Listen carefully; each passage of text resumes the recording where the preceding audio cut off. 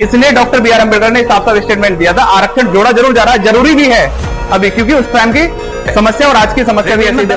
उसमें से तीसरा मंडल है जिसमें वर्ण व्यवस्था का वर्णन किया गया है। अभी जो के लिए वो केवल ये वाली है, केवल आठवीं वाली, जिसमें कि 8.5 लाख रुपए पर एनुअल है। हमें सारे नहीं पढ़ने, आपके जो इंपोर्टेंट रहेंगे वो पढ़ने हमें केवल। 15 का एक 5 आता है, इसी में आरक्षण की बात करते हैं। आरक्षण का अधिकार,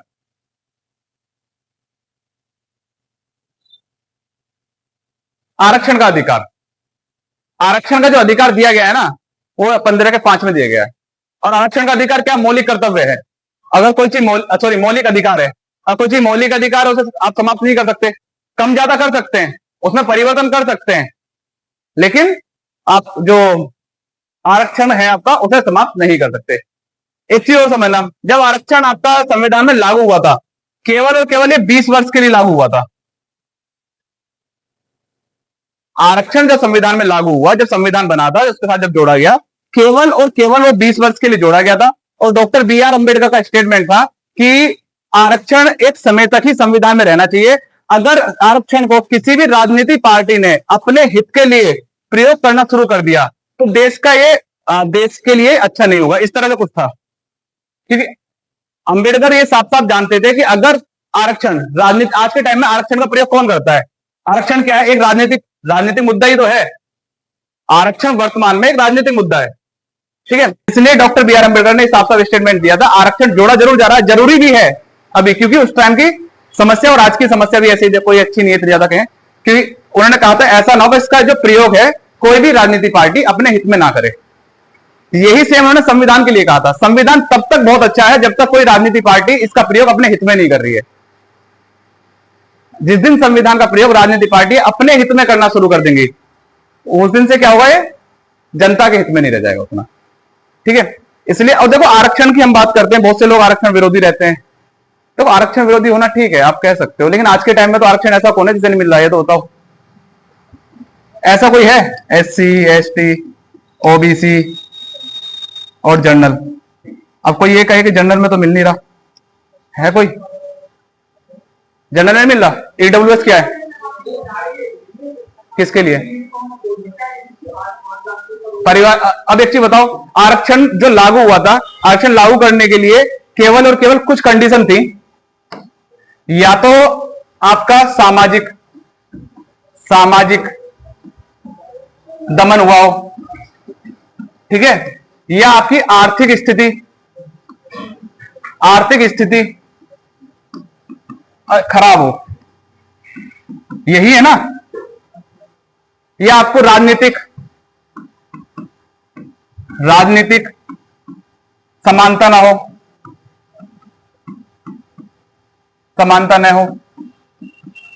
ठीक है। सामाजिक, आर्थिक, राजनीतिक और कोई सी बच गई? धार्मिक का तो मतलब, चलो धार्मिक भी देख लो, चलो इसमें भी अभी क्लियर भी हो जाएगा। और धार्मिक समानता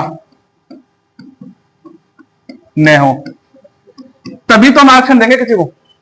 अब आपने कहा कि जो सरकार की टर्म कंडीशन है अभी जो EWS के लिए, वो केवल ये वाली है, केवल आठवीं वाली, जिसमें कि 8.5 लाख रुपए पर एनुअल है, पर वर्ष आपके ईयर। अब इसे अगर 8.5 लाख को पर मंथली देखोगे, 60,000 रुपए से ऊपर जाता है। 60,000 रुपए से पर मंथली इनकम ऊपर होती है। जिसकी इनकम 60,000 रुपए होगी मंथली, पहली चीज तो ये, जिसकी इनकम 60,000 रुपए मंथली होती है वो गरीब नहीं होता। एक नॉर्मल सी चीज है। अगर आप भी आज नौकरी पे लगते हो ना, आपकी इनकम होगी, सैलरी जो आपको मिलेगी 30-35 के आसपास रहेगी मैक्सिमम, सब कुछ जोड़ के। वो बात अलग है, धीरे धीरे बढ़ती रहेगी। पंखे बंद करो भाई। नहीं, मैं तो एक नॉर्मल सा अंदाजा लगाया, लगभग बोला मैंने, इसलिए लगभग, ठीक है। अब एक आपके पिताजी क्या करते हैं? है जी, किसान है। अब किसान है तो कै बीघा जमीन है? 100-200 बीघा जमीन है क्या? अच्छा, आपको कैसे पता है?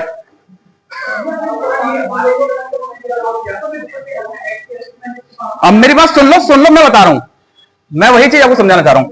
जनरल के लिए टर्म कंडीशन लागू है केवल, ठीक है। अब आती है आपका सामाजिक दमन हुआ,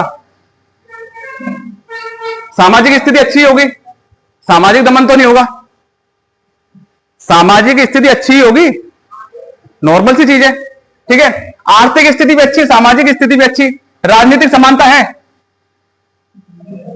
राजनीतिक समानता नहीं है आपकी, आपको कोई वोट देने से रोक सकता है, आपको किसी पार्टी में जाने से रोक सकता। मैं अभी आपको बस एक्सप्लेन कर रहा हूं, सारी चीज आपको फिर समझ में आएगा ऐसा क्यों है, ठीक है। दूसरा क्या कभी ऐसा हुआ कि मंदिर प्रवेश के लिए आपको आंदोलन करने पड़े हो? मंदिर प्रवेश आंदोलन हुआ है कोई?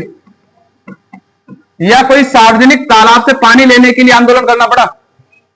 ना सार्वजनिक तालाब से पानी लेने के लिए आंदोलन करना पड़ा, ना ही मंदिर प्रवेश के लिए आंदोलन कोई करने पड़ रहे हैं। ये सब किसे करने पड़े? एससी एसटी के लिए करने पड़े थे। राजनीतिक समानता अगर किसे नहीं मिली, एससी एसटी को नहीं मिल पाई।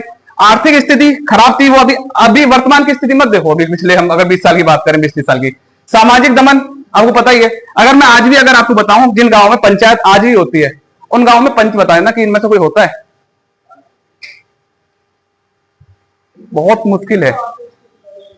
आर्थिक स्थिति खराब क्यों है? सुनो, आर्थिक स्थिति इसलिए खराब कि ये जो एससी एसटी वाले जो लोग थे भाई, ये भी तो हमें समझना पड़ेगा, इनके पास हम जिसे हम शूद्र कहते हैं, शूद्र लिखा गया है इतिहास में, हम नहीं कहते, शूद्र इतिहास में लिखा गया है, इन्हें केवल यही अधिकार कि इन्हें सेवा करना है, सेवा करनी है।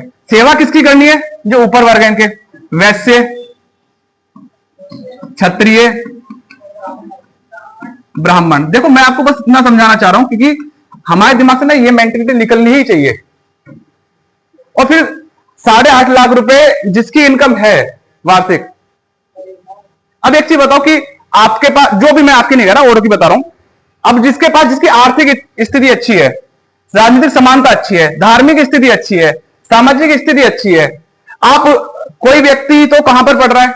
मुखर्जी नगर रहकर एक एसी वाले कमरे में पढ़ रहा है, एक वही व्यक्ति कोई अपने गांव में रहकर कहीं झोपड़ी सी में पढ़ रहा है बैठ के। हम कैसे कह सकते हैं कि इसके लिए कंपटीशन समान होना चाहिए? How can it be possible कि सेम कंपटीशन दोनों के लिए होना चाहिए? मेहनत दोनों कर रहे हैं, मेहनत दोनों कर रहे हैं, लेकिन कंडीशन तो आपको समझनी पड़ेगी ना, आपको समझनी पड़ेगी, क्योंकि जो कंडीशन यहां पर है, जो जिस कंडीशन से ये निकल रहा है, आपको क्या खाने की समस्या होगी? नहीं होगी ना, इसे होगी, इसे खेत में काम भी करना पड़ेगा जाके। आपके लिए पूरा अधिकार, मैं आपके लिए नहीं बता, मैं एक समझाना चाह रहा हूं केवल इस चीज को लेकर। जो ये जिनकी आर्थिक स्थिति अच्छी है, जिनकी आर्थिक स्थिति अच्छी नहीं है, उन्हें टेंशन ही नहीं लेनी है, उनके लिए ईडब्ल्यूएस है ही है।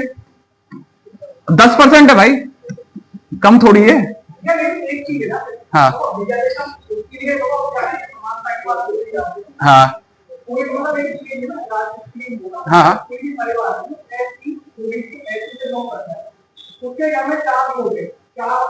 आप जो बात कर रहे हो ना, क्रीमी लेयर की बात कर रहे हो, मैं समझ गया जो आप बात कर रहे हो, आप जो बात कर रहे हो क्रीमी लेयर की बात कर रहे हो। आप ये कहना चाह रहे हो कि जो जिनकी एससी एसटी में आर्थिक स्थिति अच्छी हो चुकी है, वो सेम रिजर्वेशन क्यों ले रहे हैं? ये समस्या अभी खुद एससी एसटी वर्ग में भी चल रही है। अब एक चीज और सुन लो उसके पीछे, अभी मेरी बात सुनो, अरे सुनो सचिन, मैं बात कर रहा हूं, ठीक है? तो जो आप बात कर रहे हो सेम बात कर रहे हो, उससे कहीं ना कहीं समस्या खुद एससी एसटी वर्ग, एक क्या हो रहा है, 2 वर्ग में बढ़ चुका है। एक लगातार स्थिति गिरती जा रही है और एक की स्थिति लगातार बढ़ती जा रही है। ये एससी एसटी वर्ग में भी होता जा रहा है लगातार। इसका अब एक कंडीशन, एक तो हम इस तरह दे सकते हैं, लेकिन एक बात ये भी तो है, जिसका 3000 साल तक, 1-2 साल नहीं, 3000 वर्ष, जिसका 3000 वर्ष तक शोषण हुआ है, क्या वो 70 साल में अपनी स्थिति अच्छी कर सकता है? अगर हम 100% डाटा देखते हैं, 100% में अगर 10% की स्थिति अच्छी है, तो हम कैसे कह सकते हैं 90% की स्थिति अच्छी है? जब इतिहास पढ़ोगे जब पता चल जाएगा। और मैं अब 3000 साल ऐसे ही नहीं बोल रहा, आज से 3000 कि 1500 ईसा पूर्व में वैदिक सभ्यता आती है, और 1500 ईसा पूर्व में पहली बार आपका धर्म आता है, मतलब जाति व्यवस्था आती है। जब आप ऋग्वेद पढ़ोगे, मैंने पढ़ा है ऋग्वेद, और ऋग्वेद में ही जाति व्यवस्था का वर्णन किया गया है। सिंधु सभ्यता मैंने आपको पढ़ाया था, थोड़ा थोड़ा आपने पढ़ा, मैंने जाति व्यवस्था तो नहीं बताई थी वहां कहीं पे। वैदिक सभ्यता, लेकिन आप जब पढ़ोगे वैदिक सभ्यता में, जब ऋग्वेद पढ़ोगे, आप मेरा छोड़ो, आप घर पे अपने ऋग्वेद मंगा लेना है, किसी के पास हो, उसमें देख लेना, आपका आई थिंक 3रा मंडल है। ऋग्वेद में 10 मंडल है, 10 में से 3रा मंडल है जिसमें वर्ण व्यवस्था का वर्णन किया गया है। लेकिन ऋग्वेद में जब आपके, ये भी समझ लेना, ऋग्वेद में जब आपकी जाति व्यवस्था आती है वो आपके कर्म आधारित है। ऋग्वेद में वर्ण व्यवस्था कर्म आधारित थी, ना कि, बातें मत करो भाई, पहले तो आराम से बैठो। ऋग्वेद में जाति व्यवस्था कर्म आधारित है, ना कि जन्म आधारित। ठीक है, अब ये 500 साल तक रहता है, 1500 ईसा पूर्व से लेकर 1500 बीसी से लेकर 1000 बीसी तक। ये ऋग्वेदिक पीरियड है, ये याद भी रखना आपका, इसे ऋग्वेदिक पीरियड कहते हैं, ऋग्वेदिक काल है। इस दौरान जाति व्यवस्था तो है, जाति व्यवस्था में गतिशीलता विद्यमान है कि जो 4 वर्ग हैं आपके ब्राह्मण, जो इधर लिख भी रहे हैं आपके, ब्राह्मण, क्षत्रिय, वैश्य और शूद्र, ये 4 वर्ग हैं। अब इसमें एक बहुत अच्छी चीज थी, ब्राह्मण का कार्य क्या था? शिक्षा, मतलब ज्ञान का आदान प्रदान। ठीक है, क्षत्रिय का काम क्या था? आपका रक्षा करना। ठीक है, वैश्य का काम क्या था? व्यापार करना। और जो शूद्र था उसको सेवा करना काम दिया गया। अब यहां एक चीज बहुत अच्छी थी, ये जाति व्यवस्था है, वर्ण व्यवस्था है, लेकिन गतिशीलता विद्यमान है। गतिशीलता का अर्थ यह है आपका कर्म प्रधान होगा, कर्म प्रधान। कर्म प्रधान मतलब, अब अगर ब्राह्मण के घर में कोई पुत्र पैदा होता है, ठीक है, ब्राह्मण के घर में कोई पुत्र पैदा होता है, वो ज्ञानी ना होकर अगर युद्ध करना जानता है, वो क्या कहलाएगा? क्षत्रिय कहलाएगा। अब इसका बेटा पैदा हुआ जो युद्ध था, मतलब युद्ध करता है, क्षत्रिय बना, वो कुछ नहीं करता, ना उसे ज्ञान देना आता, ना युद्ध करना आता। वो क्या करता है कि उसे व्यापार में भी ज्यादा इंटरेस्ट नहीं है, वो क्या हो जाएगा? शूद्र बन जाएगा। भाई अब उसका काम क्या है? भाई जब तुम कुछ नहीं करोगे, सेवा करोगे। अब एक ही परिवार में 4 वर्ग मिला करते थे, एक ही परिवार में ऋग्वेदिक काल में 4 वर्ग मिलेंगे, ब्राह्मण भी मिल जाएगा, क्षत्रिय मिल जाएगा, वैश्य मिल जाएगा, शूद्र मिल जाएगा। 500 साल तक ये दौर चला था। अब जहां ऐसा दौर रहा होगा वहां समानता रही होगी, वहां समस्या कभी बिल्कुल पैदा ही नहीं होगी। दूसरा कि आपका मनुष्य के शरीर के आधार पर भी वर्ण व्यवस्था है, जो आपकी वर्ण व्यवस्था, इसका वर्णन किया गया। ये आपके 9वें या 7वें मंडल में मिलेगा ऋग्वेद में। मुख आपका ब्राह्मण बताया गया, आपके कंधे क्षत्रिय बताए गए, पेट आपका वैश्य बताया गया, पैर आपके शूद्र बताए गए। ठीक है, अब आप एक बताओ, अगर आपका पूरा शरीर है, अगर इसमें से एक चीज काट दी जाए, क्या चल सकते हो? पैर हटा दिए जाए तो बेकार है, हाथ ना हो तो बेकार है, मुख ना हो तो बेकार है। तो क्या है, जरूरी चारों चीज थी। ऋग्वेद ने बहुत अच्छे से वर्णन किया था। समस्या उन लोगों को हुई जब किसी अब एक ब्राह्मण है, ठीक है, ब्राह्मण मतलब कोई व्यक्ति है, उसका बेटा क्या कर रहा है, उसे कुछ नहीं आता, वो सेवा कर रहा है। अब ब्राह्मण के पैर सब छू रहे हैं, लेकिन उसके बेटे को क्या करना पड़ रहा है? अब सबके पैर छूने पड़ रहे हैं। समस्या तब पैदा हुई थी 1000 ईसा पूर्व में। ठीक है, जिसे आपका वैदिक काल कह दिया गया था, वैदिक काल। ठीक है, ये आपका 1000 ईसा पूर्व स्टार्ट हो जाता है, जहां से जो जाति व्यवस्था थी कर्म आधारित न रहकर जन्म आधारित कर दी गई। अब चाहे कोई व्यक्ति किसी वर्ग में पैदा हो, वो उसी वर्ग का कहलाएगा। अब कितना बड़ा ज्ञानी पैदा हो जाए, अंबेडकर ज्ञानी थे, अगर कर्म आधारित होती तो पंडित कहलाते। ठीक है, और अगर जब कर्म आधारित नहीं, जन्म आधारित है, तो क्या कहलाए? वो उसी वर्ग में रहे।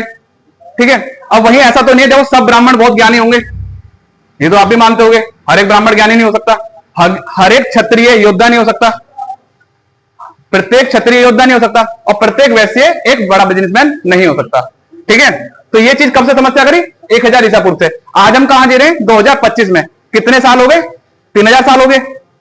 अगर हम 70 साल इसमें से निकाल दें तो 3000 साल तो निकल ही रहे ना, सीधे 3000 साल निकल रहे। तो किसी अगर एक वर्ग का 3000 वर्ष तक समस्या रही है, अरे नहीं, 3000 साल तक अगर समस्या रही है, तो आप कैसे मान सकते हो 70 साल में समस्या खत्म हो जाएगी? नहीं मान सकते। तो 10% को मानते हैं, 10% के साथ समस्या खत्म हुई है। ऐसा नहीं है कि 10% का समस्या खत्म नहीं हुई, 90% के साथ समस्या आज भी है। हमें हर चीज को है ना समांतर रखते हुए देखनी पड़ती है, ऐसा नहीं। देखो, और फिर दूसरा ये मेरा मानना, इस सरकारी नौकरी की तैयारी वही करता है जो एक गरीब परिवार से आता है। जो अच्छे परिवार से आएगा ना, जिसकी स्थिति अच्छे परिवार की होगी, वो तैयारी नहीं करता, बिजनेस करता है। और यहां बैठे हुए किसी के परिवार की इनकम 8 लाख से ऊपर नहीं होगी। अगर इतने ना होने के बाद भी अगर आप अपना ईडब्ल्यूएस नहीं बनवा रहे, तो आप फिर इसमें आरक्षण की गलती ना कहो, अपनी गलती कहना। इसमें आरक्षण की गलती नहीं है, इसमें 10% रिजर्वेशन बहुत होता है। अभी अगर कोई कट ऑफ थी, शायद जीडी की थी, शायद या व्यू पुलिस की, मुझे एग्जाम सटीक याद नहीं है। ईडब्ल्यूएस की सेम कट ऑफ जो गई थी, एससी के कट ऑफ के 1-2 नंबर ऊपर गई थी बस, जबकि जनरल की कट ऑफ बहुत ऊपर थी, 20 नंबर ऊपर थी। समझ में आ गया? अब ऐसा तो कोई नहीं है इस क्लास में बैठा हुआ जिसकी पारिवारिक इनकम हो 8.5-9 लाख रुपए। हाँ, सरकारी कर्मचारी के लिए दिक्कत है, जिसके पिताजी सरकारी कर्मचारी होंगे वो इस कंडीशन से बाहर हो जाएगा। समझिए, आरक्षण समझने के लिए बहुत जरूरी है कि आपको समझना पड़ेगा, वरना आरक्षण विरोधी बने ही रहोगे हमेशा।